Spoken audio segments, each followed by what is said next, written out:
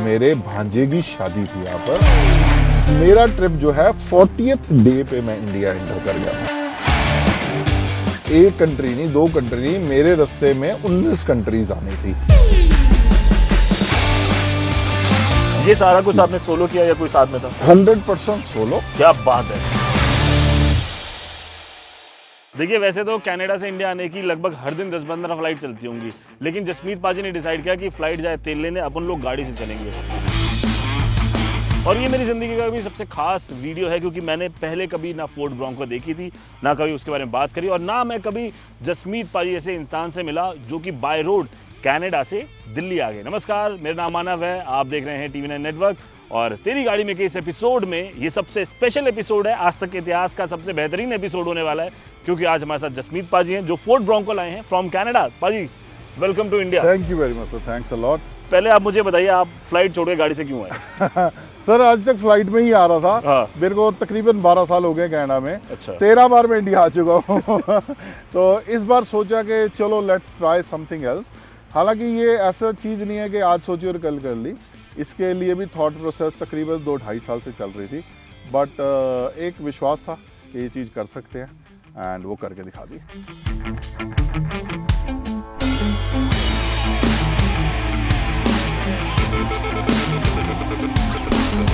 सबसे पहले मैं ब्रोंको के बारे में बता देता हूँ। 1961 में ब्रोंको लॉन्च हुई थी, which was totally different model. Okay.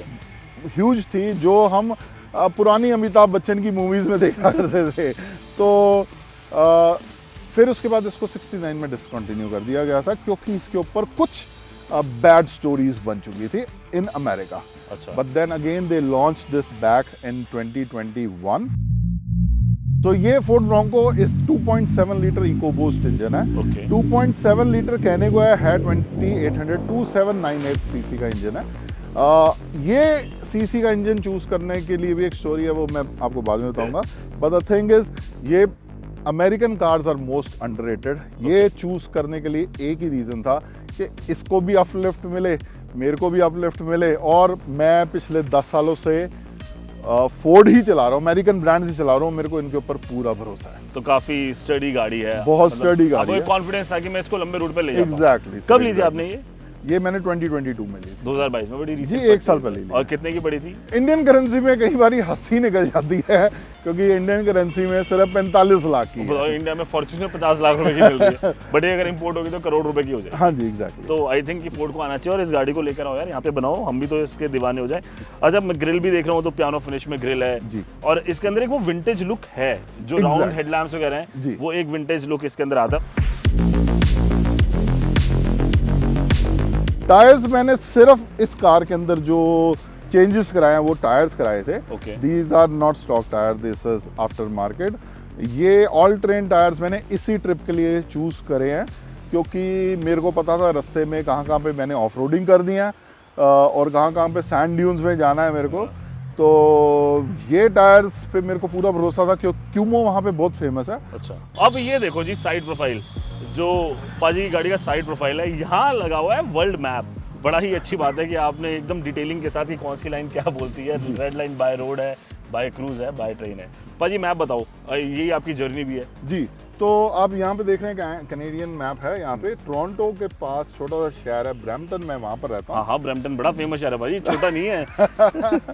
तो आपने गाना सुना है, ब्रैम्पटन विच मुंडा रहंदा। तो यहीं से मैं स्टार्ट करा था अपना ट्रिप। यहाँ से तकरीबन 2200 किलोमीटर दूर है हैलिफैक्स, नोवा स्कोशिया। यहाँ तक मैंने गाड़ी खुद ड्राइव करी थी। ठीक है। एंड इसके बाद फिर अटलांटिक ओशन पड़ जाता है। हाँ। तो यहाँ से मैंने क्रूज में अपनी गाड़ी भेज दी थी। ठीक है। जिसको हम रोरो कहते हैं, रोल ऑन रोल ऑफ कहते हैं। ठीक है। तो ये सबसे इजीएस्ट वे आउट था अपनी गाड़ी यहाँ पे, fastest and easiest way out था यूरोप में लाने का। यूरोप में लाने का। तो इसको 10 दिन लगे यहाँ पे पहुँचने के लिए। ठीक है। यूके के आगे आप यहाँ पे ग्रीन देख रहे होंगे, green is by train. Okay. The thing is, जिस दिन मेरे को जाना था उस दिन ट्रेन की टिकट नहीं मिली मेरे को। ट्रेन के अंदर गाड़ी चली जाती है। हाँ। तो और हम भी बैठ सकते हैं। और दूसरा पार्ट इसका ये भी है, मैंने कुछ लोगों को देखा था, they have already covered the train. अच्छा। तो मैंने कहा मैं क्या करूंगा, मैं क्रूज पे फिर से जाऊंगा। तो मैंने वहां से फेरी ली थी। अच्छा। 1.5 से 2 घंटे की फेरी है। मैं फेरी से यहाँ पे फ्रांस आ गए, फ्रांस से फिर गए स्विट्जरलैंड, जी, स्विट्जरलैंड से जाते हैं अपने बेल्जियम। यहाँ पर एक छोटा सा फिर से ट्विस्ट है, मैं आपको बता दूं। बेल्जियम में मेरे को किसी से मिलना था, बट वो उस दिन अवेलेबल नहीं थे, तो मैंने बेल्जियम कैंसिल करके I went straight to Germany. Okay, Germany में ऑटोबान में गाड़ी भगाने के बाद मैं चेक में गया, चेक से मैंने अपना कार्नेट लिया, जो मैंने अभी आपको बताया था। कार्नेट, अगर आपके इनको बता दें, कार्नेट के बारे में हम डिटेल बात करें गाड़ी चलाते हैं। तो कार्नेट हमने लिए, कार्नेट चेक से हम ऑस्ट्रिया गए, ऑस्ट्रिया से हंगरी जाना था। Again I skipped this thing, क्योंकि जो मैंने बेल्जियम वाला दिन बचाया था, I wanted to do Slovenia and Croatia. Okay, तो क्रोएशिया जो है वो ना बाइकर्स के लिए वर्ल्ड है बेसिकली। तो क्रोएशिया की सारी लेंथ मैंने कवर करी। क्रोएशिया से मैं बोस्निया एंटर करा, but they sent me back, क्योंकि कुछ इन दो कंट्रीज के बीच में शायद प्रॉब्लम चल रही थी। फिर मैं वापस आके मॉन्टीनेग्रो गया। अच्छा, मॉन्टीनेग्रो से मैं कोसोवो गया, कोसोवो से वापस सर्बिया, अपने रूट पे वापस आ गया। सर्बिया में तो बहुत ठंड होगी उस टाइम पे नहीं थी। तो अब यहाँ पर एक कंट्री मिस करी, यहाँ पर एक कंट्री मिस करी, पर 5 कंट्रीज और ऐड कर ली मैंने अपने। सर्बिया से बल्गेरिया, सर्बिया से बल्गेरिया। बल्गेरिया के बारे में बता देता हूँ आपको, वहाँ मेरे को पहले से ही बताया गया था, अच्छा, कि बुल्गारिया में try not to spend a night. क्यों? कुछ वहाँ पर हालात ऐसे हैं कि गाड़ी आपकी बहुत फ्लैशी है, शायद उठ ही ना जाए। अरे इन जगहों पे भी क्राइम होता है? यहाँ तो लोग ही कितने रहते हैं, इनसे ज्यादा लोग तो हमारे नोएडा में रहते होंगे और ये क्राइम कर रहे हैं, बताओ। एग्जैक्टली। तो मैंने बुल्गारिया नाइट नहीं स्पेंड करी, just I cross Bulgaria and then I enter Turkey.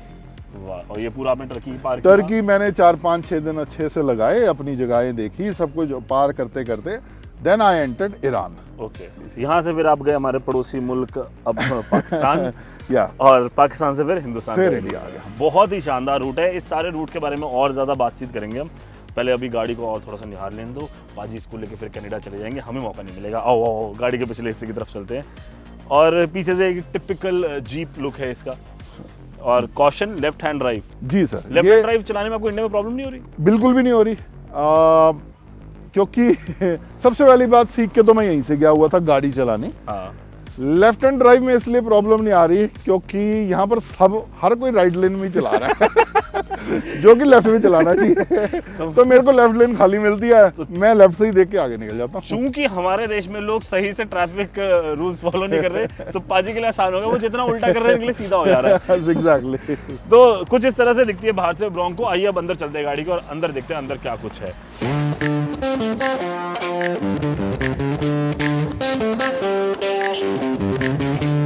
और जसमीत भाई, ये सॉफ्ट टॉप है ऊपर? जी सर। खोल सकते हैं इसको? हाँ जी, हाँ जी, बहुत आसानी से खोला जा सकता है। तो फिर जी आओ इसको खोलेंगे जरा, आइए देखिए कैसे खुल रहा है ब्रोंको का सॉफ्ट टॉप। इसके सिर्फ 2 लैचेस हैं, एक लैच इस साइड पे, एक साइड उस साइड पे है।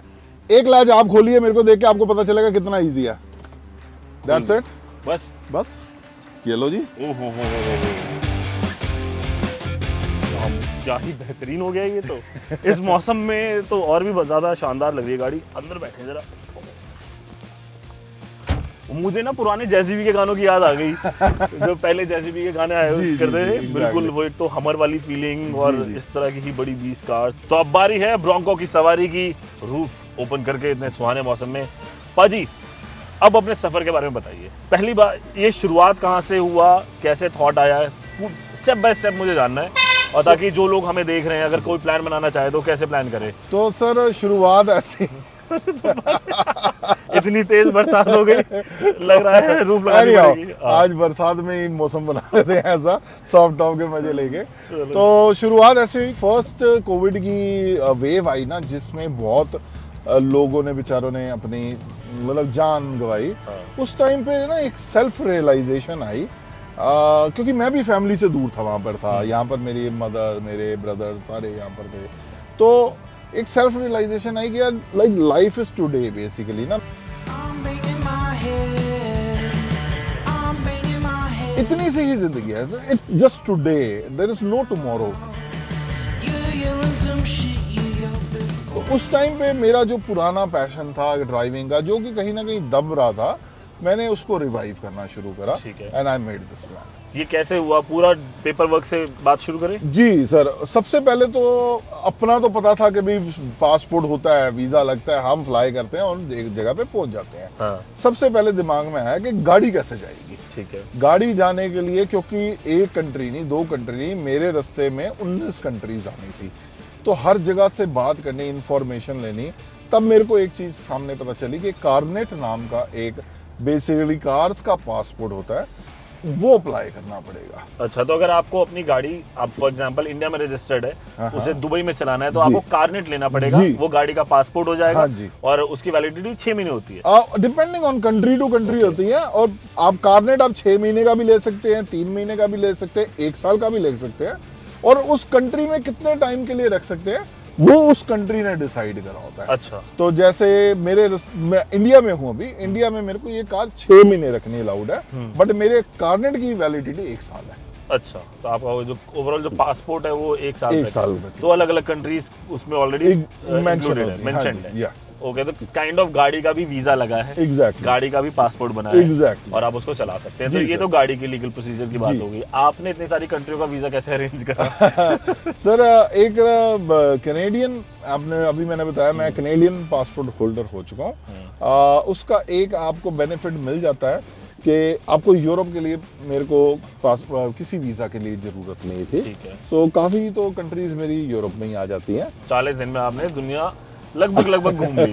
लगभग कह लो या घूम ली बस। ये सारा कुछ आपने सोलो किया या कोई साथ में था? 100% सोलो। क्या बात है। जी सर। तो ये आइटिनरी कैसे बना रहे थे, या ऑन द स्पॉट आइटिनरी बनाते थे कि यार आज यहाँ पहुंचो, अब यहाँ देखेंगे क्या करना है? नहीं, ऐसा कुछ नहीं है। इतने बड़े प्लान्स को गाड़ी चला रहे हो, और गाड़ी भी ऐसे जिसके पार्ट्स कहीं पे भी नहीं मिलने, तो इसके लिए काफी प्लानिंग करनी पड़ती है। आपको पहला ही एक रूट जो है वो सोच के रखना पड़ता है। छोटी मोटी आप चेंजेस जरूर कर सकते हैं, बट ऐसा नहीं है कि आज देखेंगे कहाँ तक पहुंचना है। ओके। तो क्योंकि किलोमीटर्स भी इतने कवर करने हैं कि मैं उस डेट पे पहुंच सकूं, तो वो चीज मैंने पहले ही सारी प्री प्लान करी थी। ओके जी। नाइस। और अगर मैं INR में बात करूँ तो लगभग कितने रुपए का पेट्रोल खर्च कर दिया होगा आपने?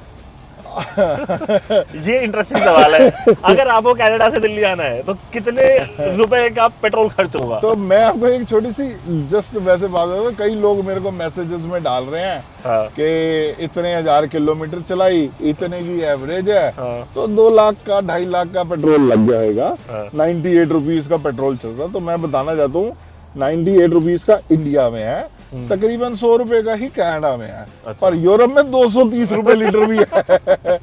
ईरान में 5 रुपए लीटर भी है। हाँ। तो बेसिकली मेरा तकरीबन 6 से 7 लाख रुपए का पेट्रोल लग गया। इतने में बिजनेस क्लास टिकट भी आई थी, लेकिन वो एक्सपीरियंस नहीं आता जो आप लेकर आए हैं। एग्जैक्टली। एक्सपीरियंस से मैं जानना चाहूंगा हाइलाइट्स क्या थे ट्रिप के, अच्छे बुरे, इंटरेस्टिंग, एडवेंचरस? भाजी मैं आपको एक चीज बताना चाहता हूँ। अब एक ना हमारे गुरबानी में एक तुक है। हाँ जी। मैं अभी तुक नहीं बोलूंगा, अगर मेरे से कुछ गलत निकल गया तो लोग उसमें भी आवाज उठाएंगे। तो पर उसका मतलब ये होता है कि अगर हम अच्छे हैं तो सारे अच्छे हैं। तो बस ये था कि भाई मैं एक पॉजिटिव एटीट्यूड लेके निकला था। मेरे को हर जगह पे पॉजिटिविटी भी मिली है।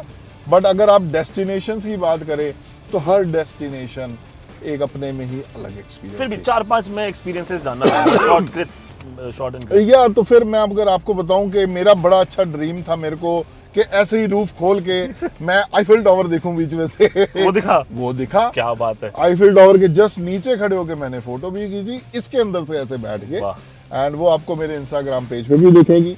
इसके बाद स्विट्जरलैंड, जो कहते हैं ना एक स्वर्ग है, हाँ। मैं वहां पर भी छत खोल के एल्प्स में चलाई है गाड़ी। क्या बात है। और उसके बाद जो मेरी पर्सनल फेवरेट लोकेशन थी वो थी क्रोएशिया। अच्छा। वहां पर तो मजा ही आ गया सर चलाने का। अब पाकिस्तान में कैसा एक्सपीरियंस रहा? मतलब हम लोग तो कभी गए नहीं, जाना भी नहीं चाहते, बट आप होकर आ गए। तो सर मैं आपको एक पॉजिटिव इसकी बात बताता हूँ। हाँ। कि जो जब हम एंटर करते हैं, क्योंकि मैंने इसके लिए बहुत नॉलेज इकट्ठी करी थी।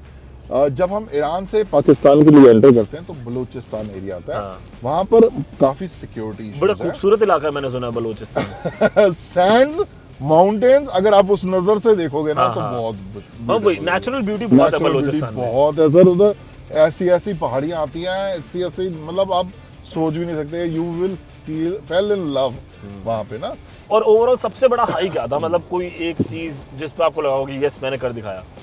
पाजी जो पाकिस्तान का वाघा बॉर्डर हाँ। और अपने इंडिया का अटारी बॉर्डर, जो लाइन ऑफ कंट्रोल से मैंने कार निकाली छत खोल के, क्या बात है, वो जो फीलिंग थी मेरे को अभी भी मेरे को भी गूज़बम्प्स गूज़बम्प्स आ गए ये बात सुन के। सर मैं मतलब I am really feel proud कि I am one of those person, very few persons जिसके अंदर मैं ये चीज अपने इस कार के साथ कर सका। और बड़ी छोटी बात पूछ रहा हूँ, पूरे का खर्चा लगभग कितना आया होगा? 6 लाख का तो तेल होगा। आपने छोटी बात खांसी आ गई। तो सर बेसिकली ना अभी तक टू बी वेरी ऑनेस्ट मैंने इसका कैलकुलेशन नहीं करा, मोटा रफली अकाउंट से कटे होंगे, आइडिया तो लगा ही होगा। मैं ध्यान ही नहीं दे रहा अकाउंट के अंदर ध्यान नहीं दे रहा। तो सर अगर रफली भी देखो ना, अगर आप एवरेज आउट करो तो $100 कैनेडियन डॉलर की बात करें तो 6,000 रुपए का आपका ना एक रूम एवरेज में आता है। हाँ। कहीं पे 12,000 का भी आता है तो कहीं पे 3,000 का भी आ जाता है। हाँ। ठीक है ना, तो तकरीबन 2.5 से 3 लाख के तो आपके होटल बन जाते हैं। ठीक है ना, उसके बाद 1.5 लाख रुपए का आपका फूड आ जाता है, क्योंकि ऐसे ट्रिप्स में आप 3 टाइम खाना नहीं खा पाते हो, आप 2 टाइम ही खा पाते हो। इसमें शिपिंग कॉस्ट जो है वो भी आती है 2.5 से 3 लाख 4 लाख रुपए तक की। कुछ मेरे अगर टायर्स के 2-3 लाख रुपए के खर्चे हो गए, एंड फिर टोल टैक्सेस, तो ये मिला के अराउंड इट क्रॉस 25 लाख, 25 से 30 लाख रुपए मोटा अराउंड। क्योंकि अगर मैं बात करूं शिप वापस भी तो करानी है अभी, हाँ। तो 2.5-3 लाख रुपए उसमें भी लगने हैं अभी। और कितने दिन में वापस कनाडा पहुंचेगी? अगर मैं शिप करा रहा हूं इस गाड़ी को वापस इंडिया से, जो कि अभी मैं नहीं कराने लगा, बट उसका भी 3-3.5 लाख का मेरे को कोटेशन आ चुका है। अब ये गाड़ी आप इंडिया में छोड़ रहे हैं फिलहाल? अभी मैं इंडिया छोड़ के मैं फ्लाई बैक कर रहा हूँ, मैं कुछ इसके पार्ट्स वापस लेके आऊंगा। अच्छा। And I will drive further. मेरे फादर साहब ने मेरे को आगे बढ़ना सिखाया, पीछे क्या बात है, तो आगे का रूट क्या है? ये वर्ल्ड मैप पे नहीं लिखा था। तो क्योंकि अब इंडिया से आगे का मैप शुरू होगा तो India will be the highlight, और आगे का भी डिसाइड साउथ ईस्ट एशिया होते हुए। अभी सर मेरे को इतना फील प्राउड हो रहा है इंडिया में आके, so definitely I am gonna do a India trip first. बहुत ही इंपॉर्टेंट है, और मतलब ऑब्वियसली आप में से ज्यादा बड़े हैं, आपको ज्यादा एक्सपीरियंस है, बट इंडिया अपने आप में एक देश है। एग्जैक्टली। अगर आप जम्मू कश्मीर से शुरू करें कन्याकुमारी तक जाएं, 100%। तो आई थिंक आपको एक पूरी नई दुनिया दिखाई देगी। Exactly sir, exactly, and I am definitely gonna do that. और मैं पूरा कोस्ट टू कोस्ट जाऊंगा, और मैं I will try to cover each and every part, चाहे मैं वहां पर एक दिन रहूं, चाहे मैं उस जगह को क्रॉस करूं, बट दिस कार, इसके टायर्स उस सिटी के, उस शहर के, उस गांव के रोड के ऊपर जरूर जाए। एक चीज मैं अपने दिमाग में इसके अलावा लेके चला था कि घर पे कोई वेट कर रहा है, मेरी beautiful family, my wife, my kids. तो मैंने 105 की स्पीड दिमाग में सोच के रखी थी, मैं इससे ज्यादा तेज नहीं जाऊंगा। भाई इंटीरियर के बारे में मेरे को बताओ, ये स्क्रीन है जो बीच में इंफोटेनमेंट स्क्रीन है, कितनी बड़ी है? सर ये 13 इंच की स्क्रीन है सर। ओके। एंड इसके नीचे मैं देख रहा हूँ ये मतलब काफी ओल्ड स्कूल डिजाइन है, ना कोई टच पैनल है, ना कैपेसिटिव टच है ना, ये सब कुछ बटन्स के थ्रू दिया गया है। ये 360 डिग्री कैमरा? जी sir. Safety app and disable while your vehicle is in motion. Okay. ये ऑटो स्टार्ट स्टॉप का वो है, ये पार्किंग सेंसर्स हैं, और ये फॉरवर्ड और बैक वाला है जो ऑडियो के लिए, ये एसी कंट्रोल्स है। तो मतलब काफी वो एक विंटेज फील देने के लिए इसको वैसे रखा गया है। मैं आपको बताता हूँ, आप अगर इसके किसी भी पार्ट को टच करेंगे ना, वो पूरा रग्ड है, एक प्लास्टिक है, एस्बेस्टोस है, क्योंकि ये बनी ही ऑफ रोडिंग के लिए। ओके।